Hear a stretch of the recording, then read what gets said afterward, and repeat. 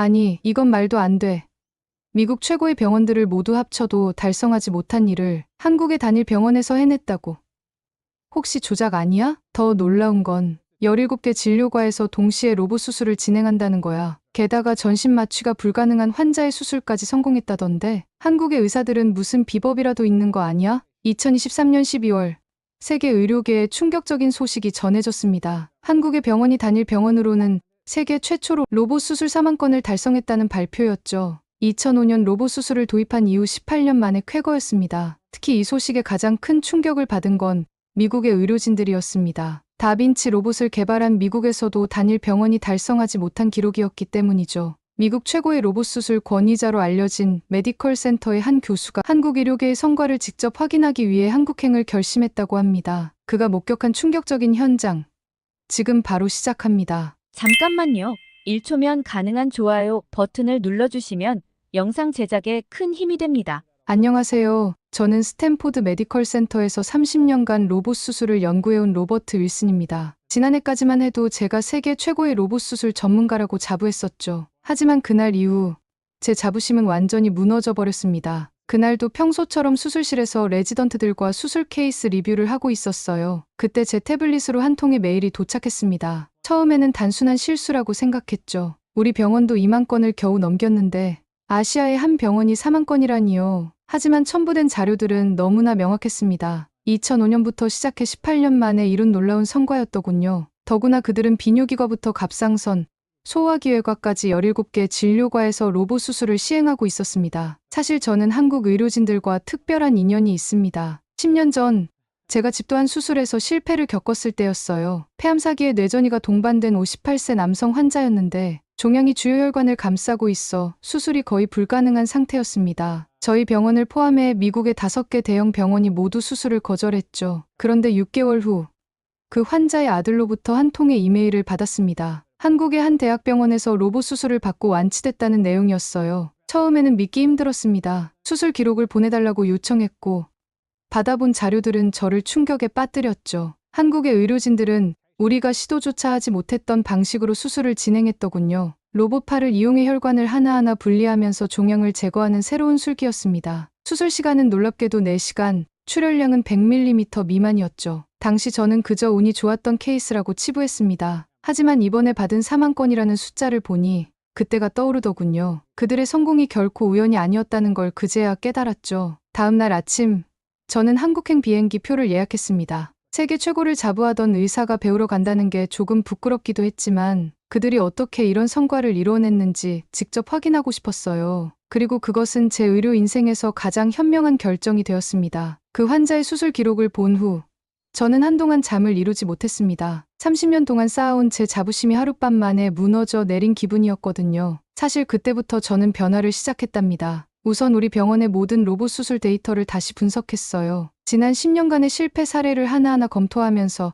한국 의료진들의 수술 방식과 비교했죠. 그들은 우리와 같은 다빈치 로봇을 사용하는데도 어떻게 이런 결과를 낼 수 있는지 정말 이해가 되지 않았습니다. 로버트, 이제 그만 집착하시죠. 우리도 충분히 잘하고 있잖아요. 동료들은 저를 말렸습니다. 하지만 저는 멈출 수 없었어요. 매주 새벽까지 수술 영상을 분석했고 로봇 팔의 움직임을 미세하게 조정하는 새로운 방식을 연구했습니다. 때로는 3D 프린터로 환자의 장기 모형을 만들어 수술 시뮬레이션을 수백 번씩 반복하기도 했죠. 그렇게 2년이 지났습니다. 저희 팀의 수술 성공률은 조금씩 올라갔어요. 92%에서 93%, 그리고 93.5%까지요. 하지만 여전히 한국 의료진들의 수준에는 미치지 못했습니다. 더 충격적이었던 건 그 기간 동안 우리가 포기한 환자들 중 몇 명이 또다시 한국에서 성공적으로 수술을 받고 돌아왔다는 거예요. 특히 2022년의 한 케이스는 지금도 잊을 수 없습니다. 심장 질환이 있어 전신 마취가 불가능한 환자의 로봇 수술이었죠. 저희는 당연히 수술이 불가능하다고 판단했는데 그 환자는 한국의 한 대학병원에서 로봇 수술을 성공적으로 받았다고 했죠. 도대체 어떻게 이런 일이? 솔직히 말씀드리면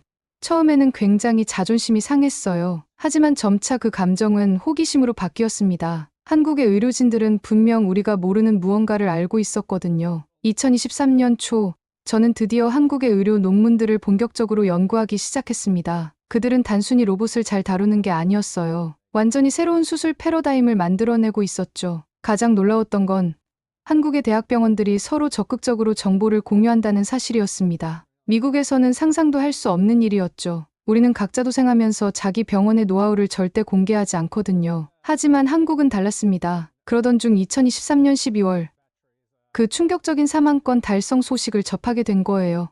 이제 더 이상 망설일 이유가 없었습니다. 이것은 단순한 기록이 아닌 의료 패러다임의 변화였으니까요. 저는 한국행을 결심했습니다. 세계 최고의 자리에 안주하는 것보다 더 나은 의술을 배우는 게 진정한 의사의 자세라고 생각했거든요. 한국의 인천공항에 도착했을 때부터 저는 놀라움의 연속이었습니다. 공항 내에 있는 의료상담센터에서는 실시간으로 각 병원들과 화상 상담이 이루어지고 있었고, 전 세계에서 온 환자들이 줄을 서서 기다리고 있었거든요. 이게 정말 공항 맞나요? 첫 방문지였던 서울의 한 대학병원은 제가 알던 병원의 개념을 완전히 바꿔놓았습니다. 수술동 입구에 들어서자 거대한 디지털 스크린이 눈에 들어왔어요. 여러 수술실에서 동시에 진행되는 로봇 수술 현황이 실시간으로 표시되고 있었죠. 수술실은 제가 상상했던 것보다 훨씬 더 발전된 모습이었어요. 3D 카메라 시스템으로 수술 부위를 다각도로 관찰할 수 있었고, 실시간으로 중요 혈관과 신경의 위치를 정확하게 파악할 수 있었습니다. 우리 병원의 최신 장비들이 여기서는 구식처럼 느껴졌죠. 특히 인상적이었던 건 수술 시간이었습니다. 우리 병원에서 평균 4시간이 걸리는 수술을 그들은 1시간 30분 만에 끝내더군요. 처음에는 혹시 무리하게 서두르는 건 아닐까 걱정했습니다. 하지만 수술 결과는 완벽했어요. 놀라셨죠?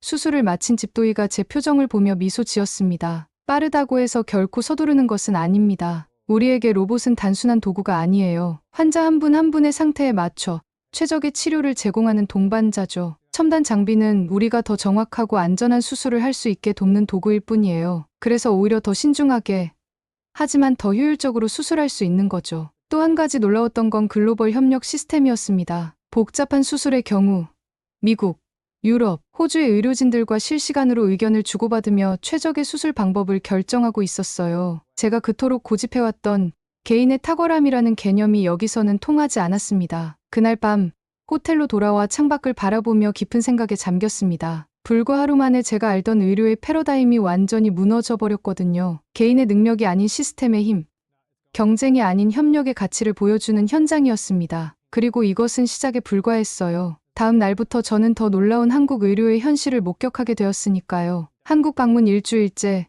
저는 제 눈을 의심할 수밖에 없는 수술을 목격했습니다. 세 개의 수술실에서 동시에 진행되는 복합 수술이었어요. 비뇨기과에서는 전립선 암 수술을, 산부인과에서는 자궁경부암 수술을, 일반 외과에서는 위암 수술이 동시에 이루어지고 있었죠. 이런 건 처음 보시죠? 한국의 한 교수가 제게 물었습니다. 맞습니다. 여러 진료과가 실시간으로 정보를 공유하며 진행하는 다중 로봇 수술은 처음이었어요. 각 수술실의 의료진들은 마치 오케스트라처럼 완벽한 호흡을 보여주었죠. 특히 인상적이었던 건 데이터 기반의 의사결정 시스템이었습니다. 수술 전 과정에서 발생하는 데이터를 실시간으로 분석하고 의료진에게 즉각적인 피드백을 제공하더군요. 과거 유사 케이스의 데이터를 바탕으로 최적의 수술 경로를 제시하는 모습은 정말 인상적이었습니다. 우리는 매주 화요일 새벽 5시에 모입니다. 한 젊은 의사가 말했어요. 모든 수술 케이스를 리뷰하고 새로운 수술 기법을 연구하는 시간이라고 했습니다. 전 세계 의료진들과 화상으로 연결해 토론도 한다고 하더군요. 이런 열정이 바로 한국 의료의 발전 원동력이구나 싶었습니다. 수술실을 나와 병동을 둘러보면서 또 한 가지 놀라운 점을 발견했어요. 로봇 수술을 받은 환자들의 회복 속도였습니다. 환자들은 수술 후 23일이면 보행이 가능했고 일주일이면 퇴원할 수 있었죠. 우리 병원의 경우 비슷한 수술을 받은 환자들의 평균 입원 기간이 2주 정도인 것을 생각하면 놀라운 차이였습니다. 의료기술의 발전이 특정 계층만을 위한 것이어서는 안 됩니다. 병원장님의 이 말씀이 제 마음을 크게 울렸습니다. 그들은 단순히 수술 건수나 성공률만을 높이는 게 아니었어요. 최첨단 의료기술을 누구나 접근할 수 있게 만드는 것. 그것이 그들의 진정한 목표였던 거죠. 그날 저녁 연구실에서 마지막 데이터를 검토하며 한 가지 흥미로운 사실을 발견했습니다. 로봇 수술 비용이 미국의 3분의 1 수준이라는 거예요. 회복이 빠르니 입원 비용도 줄고 이는 다시 로봇 수술의 대중화로 이어졌더군요. 선순환의 고리가 만들어진 거죠. 호텔로 돌아오는 길에 문득 깨달았습니다. 우리가 진정 배워야 할 것은 그들의 기술이 아닌 그들의 철학이었어요. 환자 중심의 사고방식, 끊임없는 혁신에 대한 열정, 그리고 의료 기술의 대중화를 향한 진정성. 이것이야말로 한국 의료의 진정한 힘이었습니다. 한국 방문의 마지막 주, 저는 대전의 한 병원에 대한 놀라운 이야기를 들었습니다. 2017년에 이미 로봇 V노츠 수술이라는 혁신적인 무흉터 수술을 성공했다는 소식이었죠. 흉터가 전혀 없다고요? 그게 가능한가요? 처음에는 반신반의했습니다. 로봇 수술을 30년 가까이 해온 제가 보기에도 완전한 무흉터 수술은 마치 꿈 같은 이야기였거든요. 기존 로봇 수술에서는 최소 34개의 작은 흉터가 불가피했는데 V노츠 수술은 입안 점막을 통해 수술하는 혁신적인 방식이었습니다. 이 수술법은 갑상선암, 직장암, 전립선암 등 다양한 분야에서 성공적으로 적용되고 있었어요. 놀랍게도 폐구역 절제술까지 성공했다고 하더군요. 기존에는 상상도 할 수 없었던 일이었습니다. 한 회복 환자와 이야기를 나눌 기회가 있었습니다. 2주 전에 V노츠 수술을 받은 40대 여성 환자였는데 외부에는 수술 흔적이 전혀 보이지 않았어요. 처음에는 저도 믿기지 않았어요. 이렇게 큰 수술을 받았는데 흉터가 하나도 없다니. 환자의 말에 깊이 공감했습니다. 의사인 저도 믿기 힘든데 환자의 입장에서는 얼마나 놀라웠을까요?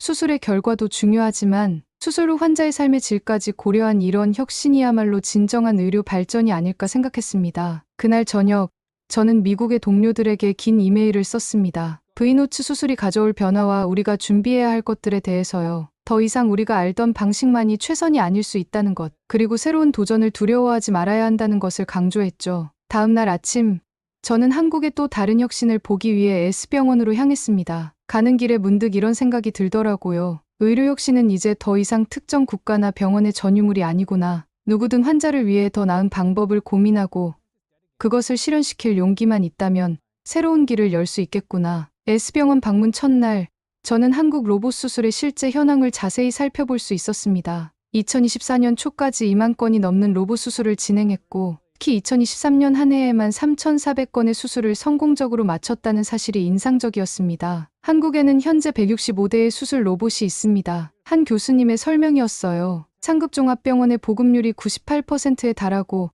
병원당 평균 2.2대를 보유하고 있다는 통계는 정말 놀라웠습니다. 미국의 유수 병원들도 아직 이 정도 수준에는 미치지 못하고 있었거든요. 특히 한국의 로봇 수술은 이제 표준 치료법으로 자리 잡아가고 있었습니다. 비뇨기과 분야에서는 이미 표준 치료법이 되었고 갑상선암 수술에서도 빠르게 확산되고 있다고 하더군요. 왜 로봇 수술이 이렇게 빠르게 확산되었는지 아세요? 교수님의 설명은 매우 논리적이었습니다. 갑상선암 수술의 경우 머리카락처럼 가는 부갑상선 혈관을 보존해야 목소리 변화를 막을 수 있다고 해요. 전립선암은 발기부전을 줄이기 위해 신경혈관 다발을 보존해야 하고요. 이런 정밀한 작업에서 로봇 수술이 탁월한 강점을 보인다는 거였죠. 수술실에서 진행되는 모습을 지켜보며 이해하게 됐습니다. 10배 이상 확대된 시야, 자유자재로 움직이는 로봇 팔의 정교함, 그리고 무엇보다 중요한 건 이를 다루는 의료진의 숙련도였습니다. 직장암 수술을 참관하면서 특히 놀라웠습니다. 좁은 골반 내에서 수술해야 하는 직장암의 경우 로봇 수술이 신경 손상을 최소화하여 항문의 배변 기능을 보존하는 데 큰 도움이 된다고 하더군요. 세계 수술 로봇 시장은 매년 21%씩 성장하고 있습니다. 한 연구원이 보여준 자료는 더욱 놀라웠습니다. 2018년 14억 6,300만 달러였던 시장 규모가 내년에는 68억 7,510만 달러, 한국 돈으로 약 9조 4,300억 원에 달할 것이라고 했죠. 그리고 이 성장의 중심에 한국이 있었습니다. 빠른 회복과 최소 흉터, 정밀한 수술이라는 장점으로 이미 표준 치료법으로 자리 잡아가고 있었고, 이제는 더 이상 선택이 아닌 필수가 되어가고 있었죠. 호텔로 돌아오는 길, 오늘 본 통계 자료들을 다시 한번 정리해보았습니다. 숫자로만 보면 단순해 보이지만 그 뒤에는 수많은 의료진의 노력과 환자들의 신뢰가 있었다는 걸 이제는 알 수 있었어요. 한국이 자체 개발한 수술 로봇 레보아이를 처음 접했을 때의 놀라움은 지금도 생생합니다. 2021년 5월 식품의약품안전처로부터 의료용 로봇 기술 첨단 기술군 최초로 혁신 의료기기로 지정된 이 로봇은 다빈치를 개발한 미국 의사인 제게 특히 큰 충격을 주었습니다. 한국에서 자체 수술 로봇을 개발했다고요? 글로벌 로봇 수술 시장은 제가 속한 미국 인투이티브사가 독점해왔습니다. 여러 나라에서 도전장을 내밀었지만 모두 실패했죠. 그런데 한국의 도전은 달랐습니다. 레보아이의 가장 큰 장점은 비용 효율성이었어요. 다빈치가 25억에서 30억 원 정도인데 반해 레보아이는 그 절반 수준이라고 합니다. 게다가 매년 2억 원 정도 드는 유지관리비와 고가의 소모품 비용 부담도 훨씬 적었죠. 특히 인상적이었던 건 최근 개발된 레보소닉이었습니다. 절개와 동시에 지혈이 가능한 초음파 절삭기로 기술적으로 큰 진전을 이뤄낸 것이었죠. 4년 전 첫 선을 보였을 때와 비교하면 손동작의 불편함이나 해상도 등 여러 문제점들이 크게 개선되었다고 해요. 서울 S병원에서 열린 워크숍 현장도 참관할 기회가 있었습니다. 위장관외과, 대장학문과, 비뇨의학과 등 다양한 분야의 의료진들이 레보아이로 수술 실습을 하고 있었죠. 놀라웠던 건 사우디아라비아에서 온 의사들의 반응이었습니다. 다빈치와 큰 차이를 느끼지 못했습니다. 오히려 가격 경쟁력이 뛰어나서 중동 지역에서도 충분히 활용할 수 있을 것 같네요. 하지만 한국의 의료진들은 여기서 만족하지 않았습니다. 그들에게 레보아이는 시작에 불과했어요. 단순히 기존 기술을 따라가는 것이 아닌 새로운 기술적 접근과 아이디어가 필요하다는 현지 의료진의 말이 특히 인상적이었습니다. 지금까지는 가격 경쟁력이 가장 큰 장점이었지만 앞으로는 우리만의 특화된 기술을 개발해야 합니다. 한 교수님의 이 말씀이 레보아이의 미래를 잘 보여주는 것 같았어요. 그들은 단순히 해외 기술을 모방하는 것이 아닌 새로운 혁신을 만들어내고자 했습니다. 중앙아시아, 남미, 러시아를 넘어 미국과 유럽 시장까지 내다보고 있었죠. 미국으로 돌아가는 비행기 안에서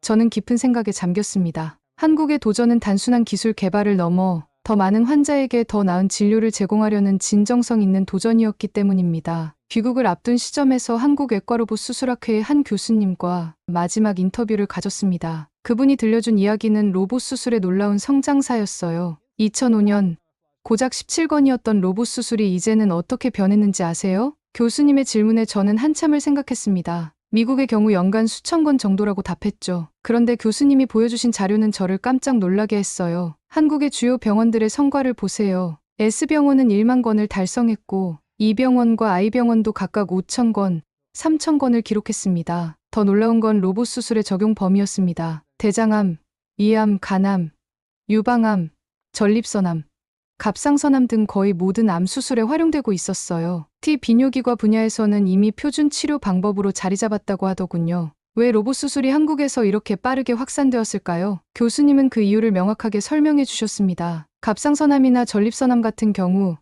매우 정교한 수술이 필요한데 로봇 수술이 이런 부분에서 탁월한 장점을 보인다는 거였죠. 실제로 수술 후 합병증도 크게 줄었다고 합니다. 환자들의 삶의 질 향상, 그것이 우리가 추구하는 가장 큰 목표입니다. 교수님의 이 말씀이 특히 와닿았습니다. 단순히 암을 제거하는 것을 넘어 수술 후 환자의 삶까지 고려하는 접근 방식, 그것이 바로 한국 의료의 특별한 점이었던 거죠. 마지막으로 교수님이 보여주신 자료가 있습니다. 세계 수술 로봇 시장이 매년 21%씩 성장하고 있다는 내용이었어요. 2018년 14억 6,300만 달러였던 시장 규모가 내년에는 68억 7,510만 달러, 약 9조 4,300억 원에 달할 것이라고 합니다. 앞으로는 증강현실이나 촉감 기술까지 더해질 겁니다. 더 정확하고 안전한 수술이 가능해지겠죠. 인터뷰를 마치고 나오면서 깊은 감동을 느꼈습니다. 로봇 수술은 더 이상 선택이 아닌 필수가 되어가고 있었어요. 그리고 그 변화의 중심에 한국이 있었죠. 높은 비용에도 불구하고 빠른 회복과 최소 흉터, 정밀한 수술이라는 장점으로 이미 표준 치료법으로 자리 잡아가고 있었으니까요.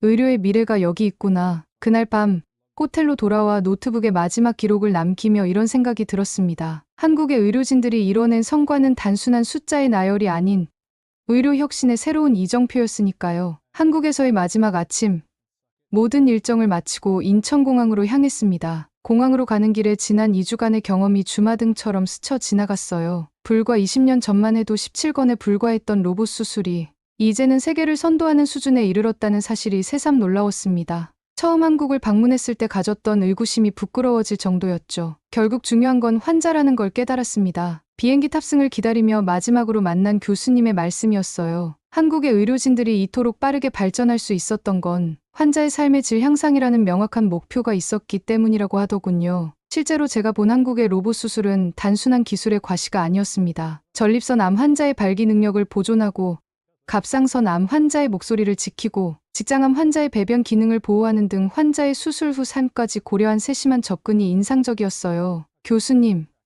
이제 어떤 계획이세요? 저를 배웅하러 나온 젊은 의사의 질문에 잠시 말을 잊었습니다. 사실 제 머릿속은 이미 미국으로 돌아가 시작할 일들로 가득했거든요. 우리 병원의 로봇 수술 시스템을 전면 개편하고 의료진 교육 방식도 바꾸고 환자 중심의 새로운 프로토콜도 만들어야겠다고 생각했습니다. 한국의 발전 속도를 보면서 위기감도 들었을 것 같은데요. 젊은 의사의 질문에 저는 고개를 저었습니다. 위기가 아닌 기회라고 생각합니다. 의료 발전에는 국경이 없으니까요. 한국이 이뤄낸 성과는 전 세계 환자들에게 희망이 될 거예요. 창가에 앉아 이륙하는 비행기 안에서 저는 깊은 생각에 잠겼습니다. 한국의 도전은 단순한 기술 개발을 넘어 더 많은 환자에게 더 나은 진료를 제공하려는 진정성 있는 도전이었기 때문이에요. 그들은 이미 중앙아시아, 남미, 러시아를 넘어 미국과 유럽 시장까지 내다보고 있었습니다. 점점 작아지는 인천공항을 바라보며 생각했습니다. 의료혁신의 새로운 장이 시작되고 있구나. 한국의 의료진들이 앞으로 어떤 새로운 역사를 써내려갈지,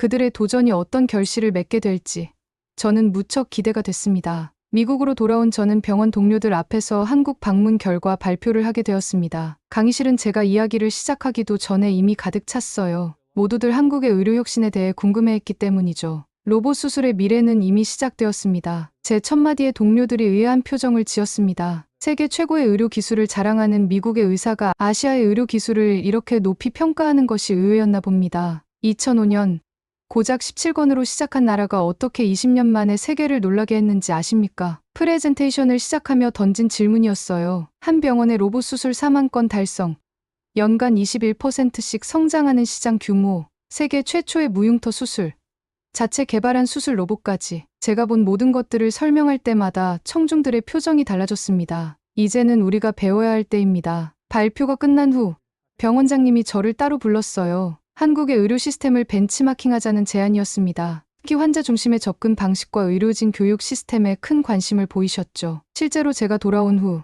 우리 병원에도 작은 변화들이 시작됐습니다. 수술 전후 환자 케어 시스템을 개선했고 의료진 간의 정보 공유도 더욱 활발해졌어요. 무엇보다 불가능이라고 여겼던 수술들에 대해 다시 한번 도전해보자는 움직임이 일어났죠. 지난주에는 한국의 의료진들과 첫 온라인 컨퍼런스도 가졌습니다. 그들은 여전히 새로운 도전을 이어가고 있었어요. 더 정교한 수술 기법, 더 안전한 시술 방법, 더 나은 환자 케어를 위해 끊임없이 연구하고 있었죠. 의료혁신에는 끝이 없습니다. 한국의 한 교수님이 남긴 말입니다. 그리고 저는 이제 그 말의 진정한 의미를 이해하게 됐어요. 의료혁신은 단순한 기술의 발전이 아닙니다. 그것은 인류의 삶의 질을 향상시키기 위한 끊임없는 도전이자 국경을 넘어선 협력의 노력인 거죠. 오늘도 제 책상 위에는 한국 방문 때 받은 명함들이 놓여 있습니다. 가끔 그것들을 바라보며 생각합니다. 의료의 미래는 어쩌면 우리가 생각했던 것보다 훨씬 더 가까이에 와 있는지도 모르겠어요. 지금도 한국의 의료진들은 새로운 도전을 이어가고 있겠죠. 더 많은 환자들에게 희망을 주기 위해,